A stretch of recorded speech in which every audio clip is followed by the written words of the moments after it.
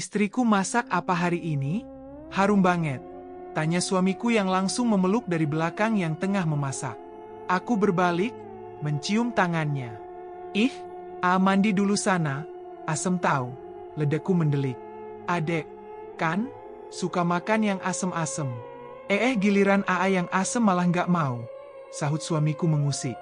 Tangannya masih melingkar di pinggangku. Bedalah asem buah sama asem ketek. Hahaha, gitu ya? Suamiku tertawa lepas. Dek, di rumah Bey Nena ada siapa? Kok masih ramai orang? Itu tadi Pak RT manggil orang yang mau obatin Ani. Jawabku. Oh. Bula Aat. Usikku. Arofik terkekeh lagi. Aku menghidangkan masakan yang baru saja matang, lalu kami makan bersama. Rasa bahagia selalu bisa makan sama-sama walau dengan lauk yang sederhana. Selesai makan, suamiku bersiap ke musola untuk melaksanakan salat maghrib berjamaah. Pulang dari masjid, Arofik rebahan di ribaanku manja. Selalu minta dielus rambut, menghilangkan lelah seharian bekerja. Assalamualaikum. Waalaikumsalam. Sahutku dan Arofik serentak. Lalu ia bangkit untuk membuka pintu. Bapak, apa kabar? Pak, mari masuk. Ajak suamiku senang dengan kedatangan bapak. Mertua dan menantu itu duduk berhadapan di ruang TV. Ngobrol ngalor ngidul melepas rindu. Semenjak kami mengontrak, baru kali ini bapak menyempatkan berkunjung dan waktu pertama kali pindah waktu itu. Suami dan bapakku sama-sama sibuk mencari nafkah. Pergi kerja pagi, pulangnya malam. Sangat susah untuk mereka bertemu. Sekalinya bertemu rumah jadi riuh dengan percakapan mereka. Setelah puas bercengkerama, kami bergegas ke rumah Bey Nenah, mengantar bapak untuk menjenguk Ani. Di sana juga masih ramai orang, para warga kampung yang sengaja menemani Mang Tatang menjaga Ani. Kiai Gofar juga sudah berada di sana untuk memantau Ani. Bapak masuk melihat keadaan Ani, duduk di samping anak kecil itu yang masih terlihat lemah. Besok kita rukiah ya, Bu, ucap bapak pada Bey Nenah. Kenapa nggak sekarang saja, Pak? Tanya Bey Nenah. Sekarang ada Ki Gofar, biar beliau saja, sahur bapak ramah. Kiai Gofar tampak mendelik, seolah tak suka dengan saran bapak akan merukiah Ani. Bapak menghampiri laki-laki tua itu, mengusap-usap jenggot yang memenuhi dagunya berwarna putih. Ia lantrak-lintrik melihat bapak yang mendekat. Apa kabar Ki? Masih ingat saya? Sapa bapak sambil mengasongkan tangan. Siapa ya? Tanya Ki Gofar dengan alis berkerut. Saya Hanafi, Ki. Hanafi? Siapa? Ki Gofar tampak tak mengenal bapak. Han, Ki. Cucu Kitarsa. Jelas bapak. Hah? Kamu Han anaknya Supardi. Ki Gofar meyakinkan. Bapak mengangguk. Olah, sudah lama sekali kita nggak ketemu. Sampean kok makin tua ayo. Tutur Ki Gofar terkekeh. Sudah lama tinggal di Tatar Sunda, tapi Ki Gofar masih lekat dengan bahasa Jawanya.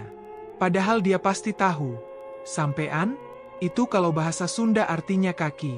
Aku sedikit menahan tawa. Ya tua, Ki, dah punya mantu. Ini anak saya. Ulas bapak menunjukku.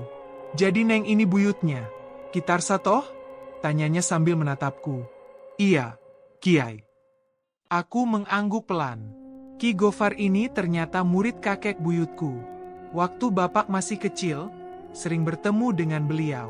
Saya agem ilmu dari Kitarsa, sampai sekarang hidup makmur, sehat, awet muda. Tutur Ki Gofar membanggakan diri. Bapak tak menyahut, mereka sudah beda paham. Beda jalur. Kalau berdebat pun, yang ada nanti malah bentrok. Bapak lebih memilih dia mengiyakan saja setiap penuturan lelaki tua itu. Setelah lama berbincang, bapak pamit pulang pada kami. Tak enak pada Ki Gofar, jika harus rukiah malam ini. Besok saja berbagi jadwal, Ki Gofar bisa datang sore, sementara bapak bisa merukiah pada maghrib. Pak, kenapa bapak sebut Ki Gofar? Orang-orang sebut dia Kiai, cetusku bertanya sebelum bapak pulang.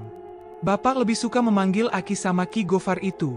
Gelar Kiai hanya cocok untuk orang yang memuliakan dan menegakkan agama Islam, menjadi panutan para pengikutnya, serta jelas dalam keislamannya. Sedangkan Ki Gofar, Bapak tahu dia ngelmu dari siapa? Jawab Bapak. Jadi nggak boleh panggil Kiai ya, Pak? Bukan nggak boleh. Bapak lebih suka panggil Aki saja. Terang Bapak lagi. Beliau pun pulang dari rumahku dan berjanji besok akan datang lagi. Keesokan harinya, Pak RT datang ke rumah Bey Nenah, membawa sesajen yang diminta Ki Gofar untuk ritual nanti malam atas perintah laki-laki tua itu. Tampah yang sengaja diisi dengan macam-macam bunga dan kue serta kemenyan disimpan di rumahku. Karena rumah Bey Nenah sempit, selalu ramai orang berkunjung. Jelang sore Mang Tatang pamit menjemput Ki Gofar ditemani warga. Aku dan beberapa ibu-ibu yang biasa berkumpul ikut menjaga Ani. Lama sekali Mang Tatang dan warga yang menjemput Ki Gofar tak kunjung datang. Aku pamit pulang dulu untuk salat maghrib. Seperti yang sudah dijanjikan, setelah maghrib Bapak sudah ada di rumahku untuk meruqyah Ani. Apa Ki Gofar sore tadi sudah obati Ani? Sekarang gimana keadaannya? Tanya Bapak. Obati apa? Pak, yang jemput Ki Gofar saja nggak datang-datang. Sahutku. Kok bisa? Dek? Tanya Arofik nimbrung. Nggak tahu. Ucapku mengangkat bahu. Bapak dan Arofik saling tatap. Kami segera ke rumah Bey Nenah menunggu Ki Gofar di sana.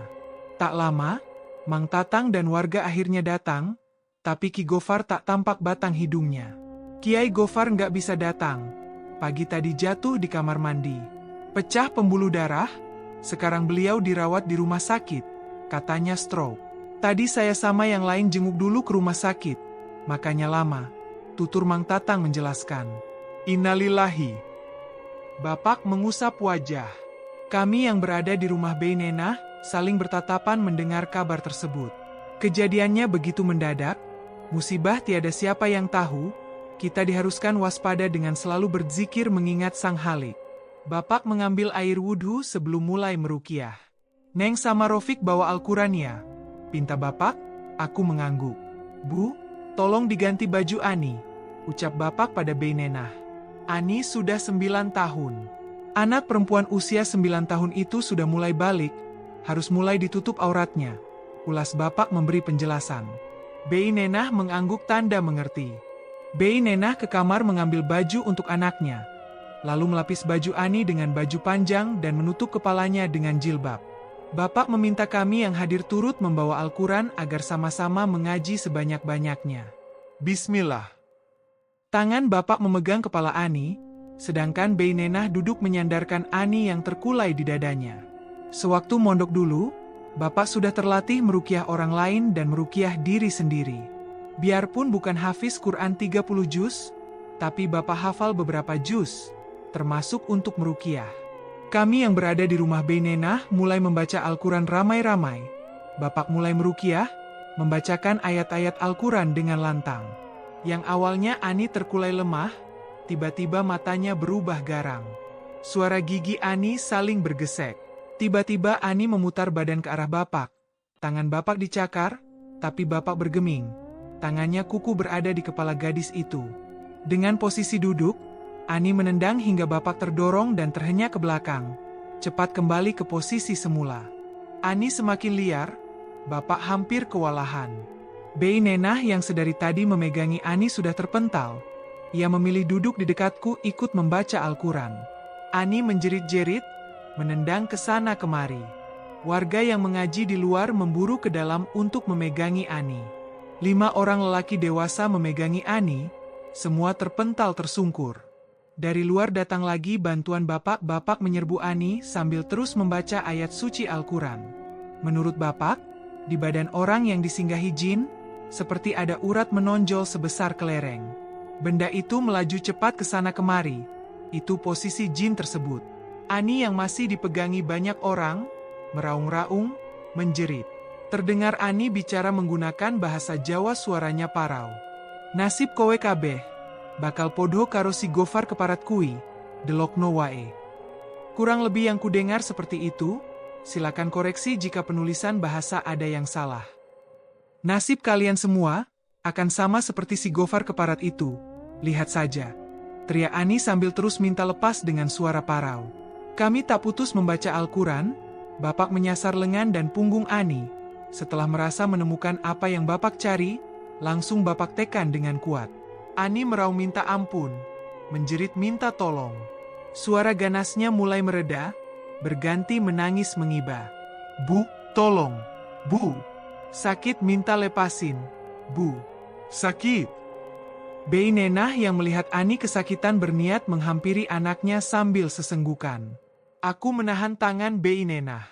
Jangan terkecoh, Bei. Dia bukan Ani. Ani kalau manggil biasa nyebut Umi bukan ibu. Sergahku. Bei Nenah tak jadi menghampiri Ani dan kembali melanjutkan mengaji di sebelahku. Pasti sadar akan ucapanku, kalau anaknya tak pernah memanggil ibu. 2 jam sudah Bapak bergelut dengan jin yang menguasai Ani. Akhirnya Ani terkulai lemas, tak berdaya. Bapak menuntun Ani istighfar. Ani nurut. Alhamdulillah. Ini Ani, kata Bapak. Alhamdulillah. Sahut kami semua yang ada di rumah Bei Nenah. Bei Nenah berhambur menangis memeluk Ani. Anaknya itu tampak kelelahan. Ani belum sembuh sepenuhnya. Jin yang merasuki Ani cukup kuat dan jin itu bisa masuk kapan saja ke tubuh Ani karena sudah ada celah. Kalau bisa, selama beberapa hari ke depan kita harus meruqyah Ani. Saya juga minta bantuan warga agar mengaji seperti ini nanti, cetus Bapak menerangkan.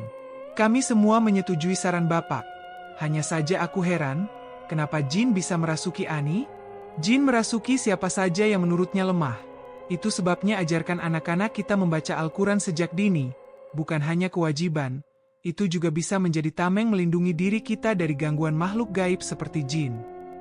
Bapak kembali menjelaskan. Mengobrol agak lama bersama kami. Setelah agak malam baru beliau pulang. Tadi hantunya orang Jawa ya? Dek, kok bisa ya dari Jawa jauh-jauh merantau ke sini?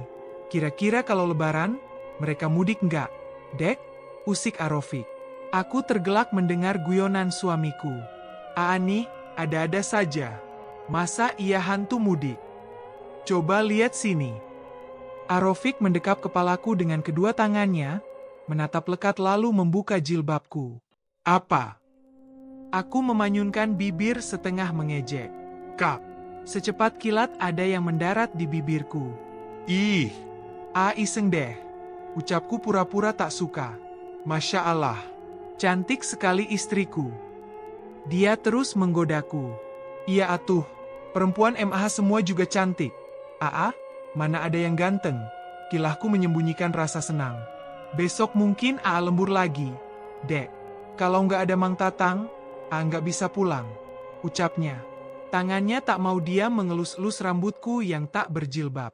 Aku hanya mendengarkan. Ani sebenarnya khawatir ninggalin adek sendiri di rumah. Tukasnya. Sambil memandangku lekat. Adek nggak apa-apa. Kan udah biasa ditinggal lembur. Adek malah takut jauh dari Takut iseng sama cewek lain selama jauh dari adek. Rajuku padanya. Ya Allah, Dek, perempuan mana yang mau sama Udah MAH jelek, miskin, boro-boro bisa bahagiakan. Malah ngebiarin istrinya mengontrak di tempat yang ada hantunya. Suamiku mengiba. Nih ada cewek yang mau sama Aku menunjukkan senyum termanisku. Nah makanya, kalau selingkuhi adek, berarti Ani orang yang gak tahu bersyukur. Udah dapat bidadari juga. Lanjutnya kemudian, bidadari apa? Adek ini banyak kekurangan. Iya, kan adek bidadari si anak bapak yang gemesin. Hidungku dipencetnya. Sakit? Aku mengusap hidung yang dipencet Arofik. Adek itu dunia akhiratnya Kalau kata anak zaman sekarang MAH, cinta sehidup sesurga. Malah menggombal, pasti ada maunya. Sindirku, padahal aku suka. Iya atuh ada, mau adek, bisiknya. Kucubit pinggang suamiku, dia mengusap pinggangnya yang kesakitan sambil tertawa. Sudah beberapa hari Ani diruqyah, keadaannya sudah terlihat membaik. Sudah bisa diajak bicara, bahkan makan pun sudah mulai lahap. Kalau bahasa Sunda biasa menyebutnya, Mamayu. Bu Bambang dan suaminya datang menjenguk Ani. Aku yang sedang menyapu halaman rumah diminta masuk oleh Bei Nenah. Neng Ica, nitip Ani dulu ya. Saya mau ke warung beli kue buat suguhin tamu. Ucap Bei Nenah. Aku mengangguk dan masuk ke dalam rumah Bei Nenah. Mang Tatang sudah mulai kerja kembali bersama Arofik. karena keadaan Ani pun sudah mulai membaik. Saya baru dengar kalau Ani sakit. Soalnya sudah lama nggak ada di rumah. Ikut ke tempat dinas suami, ucap Bu Bambang memulai pembicaraan. Ini suami saya, tadi sengaja saya ajak ke sini. Kebetulan sedang di rumah. Bu Bambang mengenalkan suaminya. Aku hanya mengangguk sambil mendekapkan dua tangan dekat dadaku seraya tersenyum. Ini Ica, Pak. Yang ngontrak di sebelah, kata Bu Bambang pada suaminya. Pak Bambang angguk lalu pamit duduk di luar untuk merokok. Bu, kalau ada, tolong carikan kontrakan lain untuk Bey Nenah. Kasihan Ani kalau lama-lama tinggal di sini, pintaku pada Bu Bambang. Loh? Memangnya di sini kenapa? Kan, enak gratis nggak harus bayar. Lagian gosip-gosip tetangga itu nggak usah didengar. Paling si Ani ini yang suka main ke tempat-tempat angker. Jadi hantunya ngikut. Ucapnya tak merasa simpati. Astagfirullah. Sampai menyalahkan Ani, sudah jelas Ani masih kecil dan belum mengerti soal ini. Namun, aku tetap bersabar menghadapi pemilik kontrakan ini. Atau ibu bisa ajak mereka sementara nginep di rumah ibu, untuk titirah, sembari nanti saya yang keliling cari kontrakan lain untuk Bey Nenah. Bujuku lagi. Aku hanya kasihan melihat keadaan Ani. Oh, tidak bisa. Saya ikut sama suami ke kota, di rumah nggak ada orang. Masa saya biarkan mereka tinggal di rumah saya yang gede? Nanti gimana kalau ada apa-apa sama rumah saya? Kalau ngontrak di tempat lain, emang itu Mang Tatang bisa bayar? Ledeknya. Nada suaranya kesal. Panas hatiku mendengar ucapan Bu Bambang. Padahal keluarga Bey Nenah ini masih saudaranya. Kata-katanya tak menunjukkan rasa kasihan. Mang Tatang sudah punya pekerjaan. Bu, beliau ikut kerja sama suami saya. Kalau soal ngontrak, insya Allah bisa kalau cuma bayar kontrakan. Ya terserah, saya sih nggak bisa maksa. Tinggal di mana saja yang penting nggak menyusahkan. Akhirnya aku memilih diam. Tak ingin melanjutkan lagi obrolan yang sudah tahu kemana arahnya. Memang Bu Bambang ini baik sudah menerima keluarga Mang Tatang, tapi sama sekali tak berempati saat kejadian begini menimpa keluarga Bey Nenah. Bey Nenah pulang dari warung, membawa belanjaan yang katanya untuk suguhan sang tamu. Aku mundur hendak melanjutkan kembali menyapu halaman, sekalian menyapu halaman rumah Bey Nenah juga, yang sudah lama dipenuhi dedaunan kering, tak terawat semenjak Ani sakit. Suara motor berhenti tepat di dekatku, seolah sengaja mepet. Aku mundur kaget, sambil menatap sang empunya motor yang masih mengenakan helm. Tanpa permisi padaku dia turun dari motor dan masuk ke rumah Bey Nenah. Manusia apa bukan sih? Gak punya sopan santun? Gak maaf. Gak permisi? Sudah hampir nabrak juga. Gumamku menggerutu. Sejurus kemudian, Bu Bambang dan suaminya pamit pulang. Di rumah Bey Nenah masih ada tamu yang songong tadi. Lagi Bey Nenah memanggilku. Meminta tolong jaga Ani lagi. Sang tamu meminta Bey Nenah membelikan rokok. Aku pun kembali masuk dan duduk di dekat Ani. Kubetulkan selimut Ani yang sudah tertumpu di sisi. Assalamualaikum. Hai. Tamu Bu Nenah menyapaku. Suaranya ramah juga merdu. Aku menoleh. Waalaikumsalam. Singkat saja ku jawab. Sekilas tadi kulihat dia seorang pemuda tinggi kurus, kurang lebih seumur suamiku, kulitnya putih bersih, gayanya perlente, tapi aku kurang suka dengan sikapnya yang kurang sopan. Aku Rafka. Kamu siapa? Dia mengenalkan diri sambil mengulurkan tangan. Ica. Aku hanya membalas dengan anggukan. Dia menarik kembali tangannya yang tak bersambut. Aku kembali menghadap Ani. Masa tamunya dibelakangi, gumamnya. Alisku bertaut, tapi tak kupedulikan. Kamu tinggal di sebelah ya? Soalnya nggak mungkin juga kamu saudara Bey Nenah. Di sini mereka nggak punya siapa-siapa. Cetusnya memancing pembicaraan. Hai mememem. Hanya itu jawabanku. Malas meladeni. Cantik ih. Walaupun kata itu setengah berbisik, tapi aku bisa mendengarnya dengan jelas. Tak sadar aku menoleh.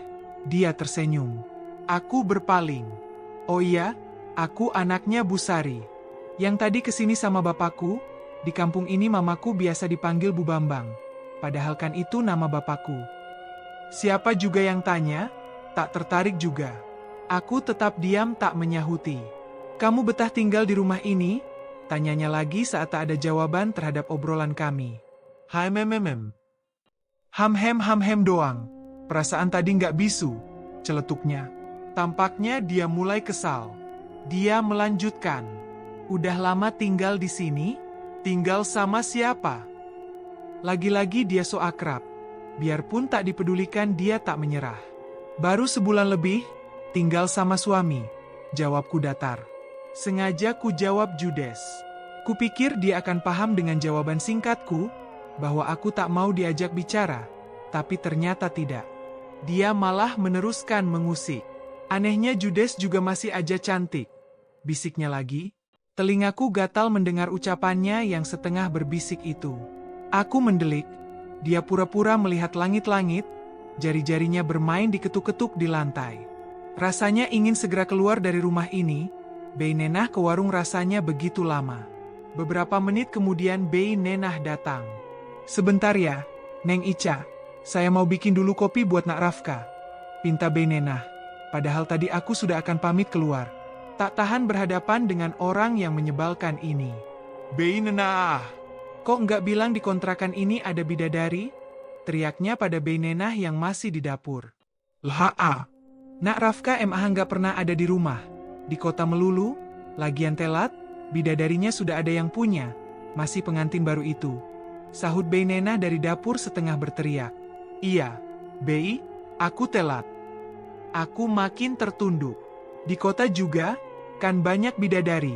Nak Rafka, lanjut Bei Nenah. Yang ini beda, Bei. Gemesin. Ini manusia 2 orang. Gak sadar apa gimana? Aku masih ada di sini, tapi mereka asyik membicarakanku. Rasanya benar-benar kesal. Ingin segera pulang. Bei Nenah datang menghampiri, menyodorkan kopi pada tamunya dan membuka bungkusan plastik pesanan tamunya yang tadi dibeli Bei Nenah di warung. Gak usah dibuka, Bei. Itu buat Bibi sama Ani, sama buat si cantik. Kata terakhir yang diucapkannya sambil berbisik. Bei Nenah terkekeh menoleh padaku. Jangan goda Neng Ica. Nak Rafka, kasihan pipinya sampai merah gitu. Celetuk Bei Nenah. Nanti suaminya marah. Bisik Bei Nenah lagi. Jelas saja wajahku semakin memerah, gara-gara terus diusik. Aku mematung serba salah antara mereka yang tertawa. Aku pulang ya, Bei. Pamitku segera. Lalu berjalan keluar. Mau kemana? Neng? Ini dimakan kuenya. Panggil Bei Nenah menahanku. Gak usah, Bei. Makasih. Aku berlalu. Tak memedulikan lagi mereka. Aku masuk rumah dan hendak menutup pintu. Tiba-tiba. Sakit tahu. Aku terkejut, mendengar suara dengusan kesakitan, lantas kubuka pintu kembali. Terlihat di depan pintu tamu itu sedang jongkok memegang tangannya yang mungkin terjepit pintu tak sengaja ditutup olehku tadi. Spontan aku tertawa. Aku juga tak sadar tadi diikuti tamunya Bei Nenah. Sakitnya tiba-tiba hilang, lihat bidadari tertawa.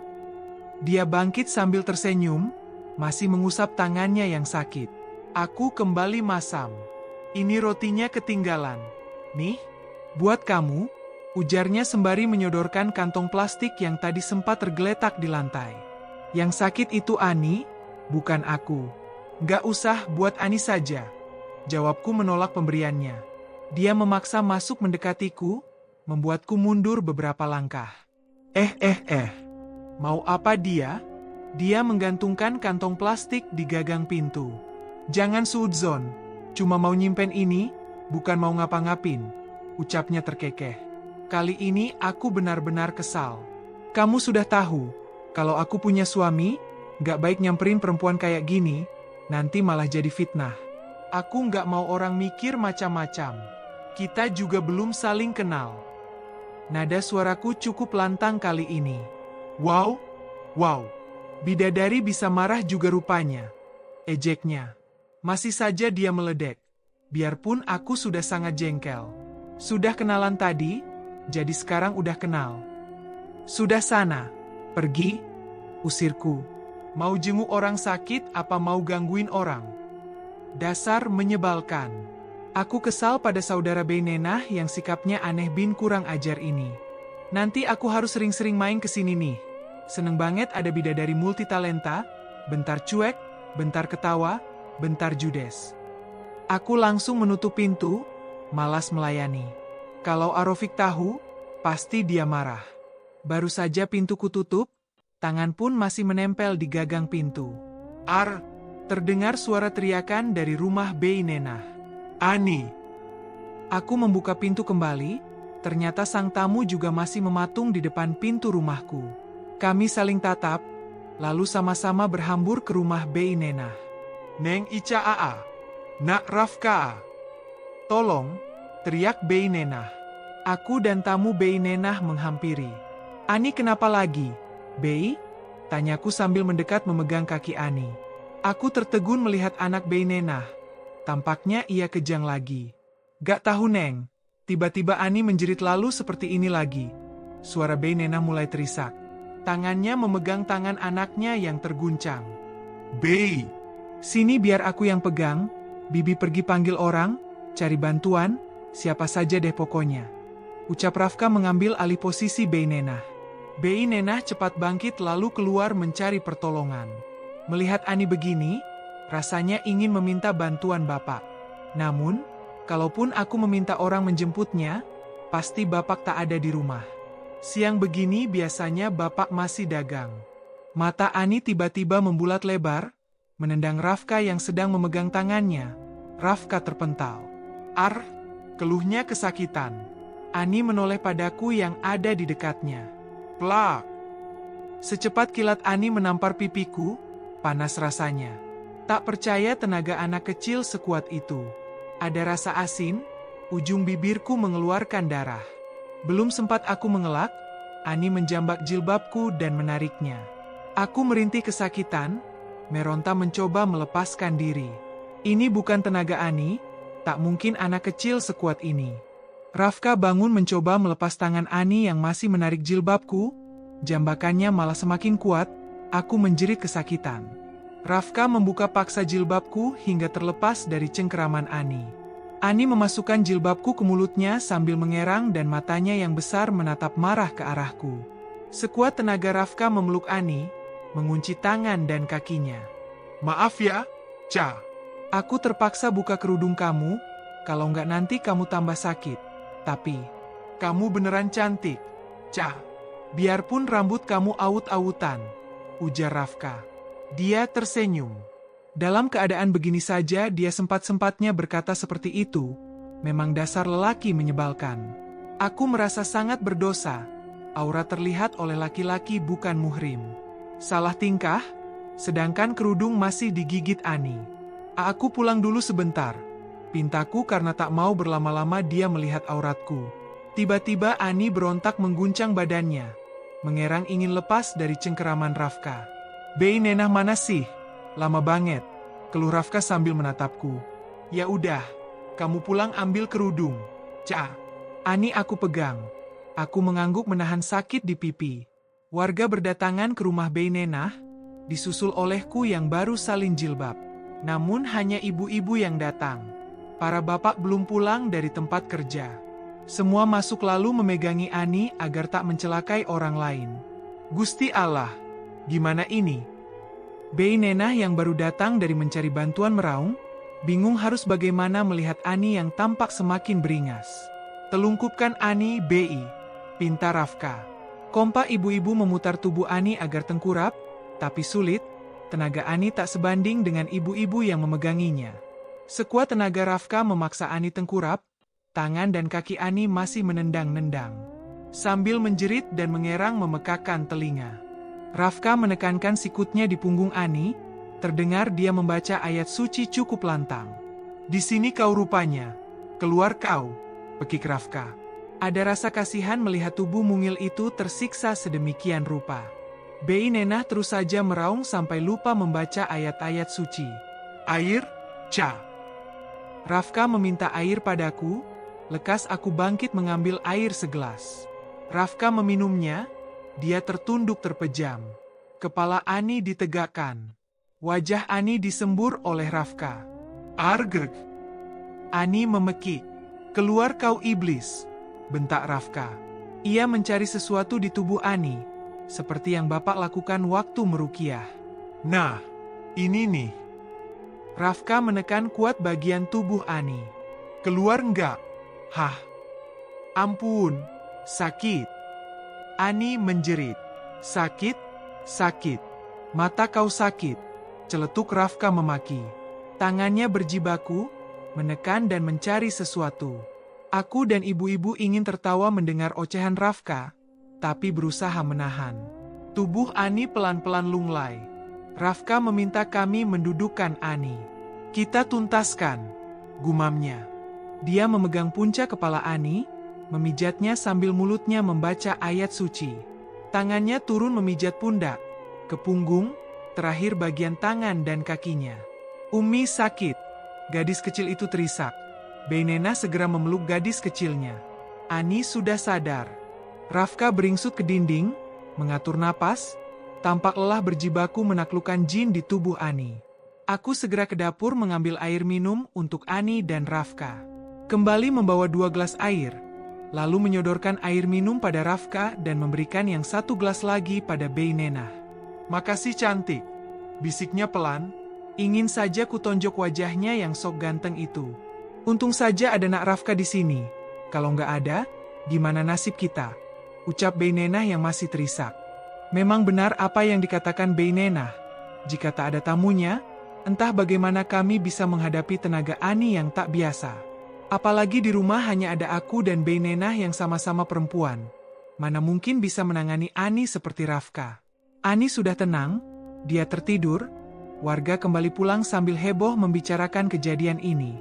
Aku yang masih terkejut dan merasakan sakit di pipi, ikut bersandar di dinding, masih tak percaya dengan apa yang baru saja terjadi. Rafka menghampiri, menyentuh bibirku yang menyisakan bercak darah. Refleks aku penepis tangan Rafka dengan kuat, dia sedikit terhenyak ke belakang. Apa-apaan sih? Kamu? Jangan sembarangan pegang-pegang, kita bukan muhrim. Haram tahu. Aku marah pada Rafka sambil membulatkan mata. Dia menggaruk kepalanya. Ya, anggap aja aku ini dokter yang sedang memeriksa pasiennya. Kalau darurat, kan, nggak apa-apa. Belanya tanpa rasa bersalah. Sok tahu kamu. Dokter apaan? Aku mendelik. Dia malah terkekeh. Cantik. Bei. Cantik. Bisa gila aku lama-lama kalau di sini terus. Ucapnya sambil mendekati Beinena. Beinena hanya menggeleng-gelengkan kepalanya. Tamu bibi ini kurang ajar, ujarku menyindirnya. Dia malah menatapku semakin lekat. Maafkan Nak Rafka. Neng, dia ini memang suka iseng, sahut Beinena. Sudah, Nak Rafka, jangan ganggu Neng Ica. Ya sudah, Bei. Aku pulang saja, bisa-bisa stres aku menghadapi situasi seperti ini, ucapnya sambil menggaet helm di sudut ruangan. Kalau ada apa-apa telepon aja, Bei. Simpan nomor aku. Lanjutnya sebelum pergi. Bibi nggak punya handphone. Nak Rafka, sahut Beinena kebingungan. Ca, simpan nomor aku. Nih, kalau ada apa bisa telepon aku. Pintanya. Ih, ogah. Aku menjawab ketus. Elah, Ca. Sekarang ogah. Nanti. Nanti apa? Aku memotong ucapannya. Sudah. Ini baru ketemu saja sudah bertengkar begini, lerai Beinena. Tahu nih, Bei. Simpan nomor aku saja susah banget. Mentang-mentang cantik, celetuk Rafka. Bei, ada pulpen dan kertas enggak? Akhirnya aku mengalah. Ambil aja di tas Ani, itu ada di laci. Jawab Beinena menunjuk lemari yang ada di rumah ini. Aku ambil tas Ani, lalu mengambil kertas dan pulpen, kemudian menyodorkannya pada Rafka. Dia menuliskan nomor teleponnya. Kembali memberikan kertas itu padaku. Aku pamit ya, hati-hati di rumah. Pokoknya kalau ada apa-apa langsung saja hubungi. Secepat kilat aku datang. Tuturnya dengan wajah yang diimut-imutkan. Dia pikir aku tertarik apa? CKK. Dasar norak. Arofik baru pulang kerja. Seketika ia panik melihat pipiku bengkak. Ya Allah. Dek, pipi adek kenapa? Diusapnya pipiku pelan. Ia jatuh iba. Kuceritakan kejadian tadi siang pada suamiku, Ani kejang lagu, tapi anehnya malah berubah garang dan menampar. Sekarang A minta pengertian adek. A takut ninggalin adek sendiri kalau gini, nanti terjadi hal yang lebih dari ini, kita ke rumah mama ya, bujuk suamiku. Tapi, adek, sulit meneruskan ucapanku. Teringat lagi mama mertua dan ipar yang sama sekali tak menyukaiku. A mohon, dek, kali ini jangan nolak, ya. Aku mengangguk pelan, kali ini aku tak bisa menolak. Terpaksa ikut ajakan suamiku. Tapi cuma titirah aja, ya, jangan lama-lama. Iya, setidaknya kalau di sana ada yang jaga adek. Baiklah. Kasihan istri AA. Arofik memelukku erat. Malam itu suamiku menjemput bapak ke rumahnya. Sedangkan aku menunggu di rumah Bey Nenah. Sesampainya bapak di sini, aku dan Bey Nenah menceritakan semuanya pada bapak. Melihat pipiku bengkak, bapak terlihat menahan amarah. Seumur-umur baru kali ini aku merasa yang namanya ditampar. Bahkan orang tuaku sendiri tak pernah melakukan itu. Jangankan menampar, mencubit pun tak pernah. Bapak mengumpulkan warga kampung untuk menggempur rumah ini dengan ayat suci, kalau bisa mengaji sampai subuh. Warga pun setuju. Selesai salat Isya, kami memulai meruqyah rumah kontrakan ini. Awalnya tak ada yang terjadi. Bapak terus meruqyah mengelilingi rumah kontrakan ini, sesekali mengumandangkan adzan. Menjelang malam aku sudah sangat ngantuk.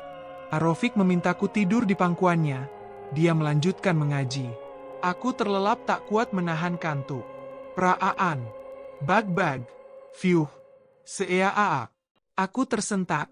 Terbangun dari tidur mendengar suara riuh. Di dapur Bey Nenah terdengar ramai lemparan barang-barang dapur. Sementara di luar suara hujan dan riuh angin. Tapi tak ada wujudnya. Tak terlihat hujan maupun angin. Gak apa-apa, adek bobok lagi aja. Pinta suamiku sambil menepuk pahanya. Aku menurut. Bey Nenah dan Ani mengurung diri di kamar. Suara aneh terus riuh rendah bersahutan. Mirip orang sedang berperang. Para warga sudah diwanti-wanti agar terus menggempur. Jangan sampai terhenti membaca ayat suci. Tak ingat apa yang terjadi seterusnya. Karena aku tidur kembali di pangkuan Arofik. Menjelang subuh aku bangun, kulihat keadaan sudah tenang seperti semula. Warga pun perlahan mulai undur diri untuk melaksanakan salat subuh. Insya Allah, kali ini sudah aman, ucap bapak menenangkanku. Aku dan suami pun bergegas pulang untuk salat subuh. Selesai salat, bapak pamit pulang. 1 minggu berlalu, sudah tak ada lagi kejadian di rumah ini. Aku tak jadi pergi ke rumah orang tua Arofik, karena memang sekarang sudah aman. Beberapa hari ini aku kurang enak badan, tubuh lemas dan lelah. Kadang mual dan ingin muntah, tapi tak terlalu mengadukan hal ini pada Arofik. Nanti dia malah khawatir. Pagi itu suamiku sudah berangkat kerja. Aku di rumah bersih-bersih seperti biasa. Bey Nenah pamit padaku ada rapat di sekolah Ani. Aku menjemur baju di depan rumah, tiba-tiba kepalaku terasa pusing. Dada sesak, kepala makin sakit. Mulai kehilangan keseimbangan tubuhku, bumi seperti berputar. Bruk! Aku terduduk lemas di tempat menjemur pakaian. Mencoba merangkak ke teras, aku harus segera istirahat di kamar. Tanganku hendak meraih pintu. Namun, tubuhku terasa melayang. Gelap, aku terbangun, kepalaku masih sangat sakit dan berdenyut. Berusaha mengumpulkan kesadaran, mengingat kembali apa yang terjadi. Memutar mata ke sekeliling, keningku berkerut. Aku ingat kembali apa yang kualami di luar tadi. Kini aku terbaring di kamarku, uang jadi pertanyaan, siapa yang membawaku ke sini? Apa suamiku sudah pulang? Kudengar di dapur suara sendok dan gelas beradu. Aa? Aa sudah pulang? Panggilku memastikan suara yang ditimbulkan di dapur. Ya ada apa, sayang? Hah?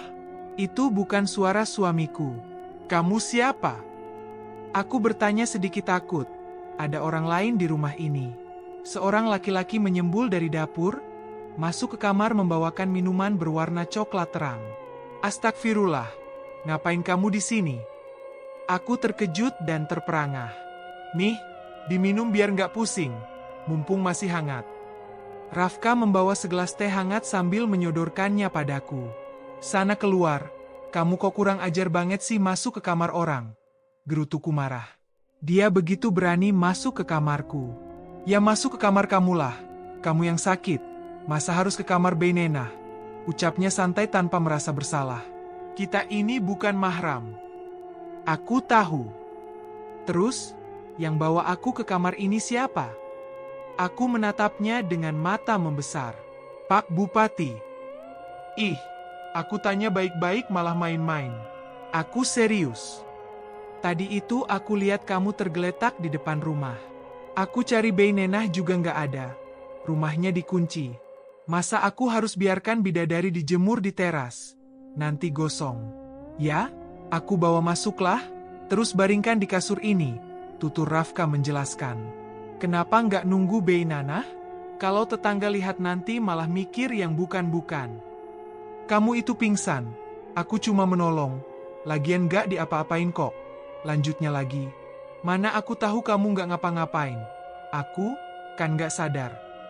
Emang beneran nggak diapa-apain, cuma dipeluk doang. Hah? Dipeluk? Kurang ajar kamu. Ya iyalah dipeluk. Kan aku gendong, masa dijinjing kaki kamu? Masa harus digusur? Aku terdiam. Sudah ditolong bukannya berterima kasih. Ini malah maki-maki, nasibku jelek banget. Padahal aku nggak punya niat jahat, ulasnya mengiba. Namun, ia tetap tersenyum, sambil garuk-garuk kepala. Ya sudah sana keluar. Nggak baik perempuan dan lelaki yang bukan mahram satu kamar kayak gini. Usirku. Iya. Bertambah lagi talenta kamu, cerewet. Rafka meledek. Dia bangkit, tak lama kemudian ia duduk kembali.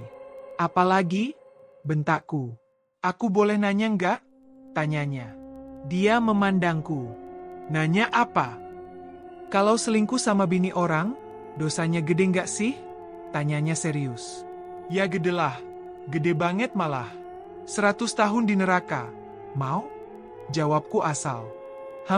Serem juga ya, kalau cuma godain. Sama nggak hukumannya? Pertanyaannya semakin aneh. 1000 tahun, sahutku lagi. Dia tertawa. Ya mending selingkuh aja sekalian lebih dikit hukumannya. Celetuknya. Dia masih menatapku. Aku sangat kikuk. Kulanjutkan lagi bicara. Orang yang sudah berumah tangga kalau selingkuh itu, hukuman di dunia harus dirajam sampai mati. Itu baru dunia, akhirat lain lagi. Lagian soal dosa MAH jangan pilih-pilih soal dikit banyak hukumannya. 1 menit di neraka aja belum tentu kuat kok. Jelasku panjang lebar. Daripada nggak nikah-nikah. Dia mendengus. Sana keluar. Iya, diminum tehnya itu, biar nggak pusing lagi, baringan aja nggak usah bangun dulu. Ucapnya. Kuambil teh yang Rafka buatkan, padahal di dapurku tak ada stok teh dan gula. Apa tadi dia sengaja beli ya? Aku bertanya sendiri. Nggak aku racuni kok, tenang aja. Ia bangkit dan keluar dari kamarku. Tetap saja aku tak nyaman dengan perlakuan Rafka. Bagaimana jika ada orang yang melihat? Bisa saja hal ini menjadi fitnah. Setelah beristirahat sejenak, kepalaku sudah lumayan ringan tak terlalu berat seperti tadi. Aku mencoba bangun, berjalan menuju keluar. Berdiri di depan pintu, tampak Rafka sedang merokok di depan rumahku, menghadap jemuran yang ada di pelataran. Jemuran? Aku ingat pada jemuran sebelum pingsan tadi. Lah? Bajuku yang belum sempat dijemur tadi, kini sudah berjejer rapi di jemuran. Bersambung.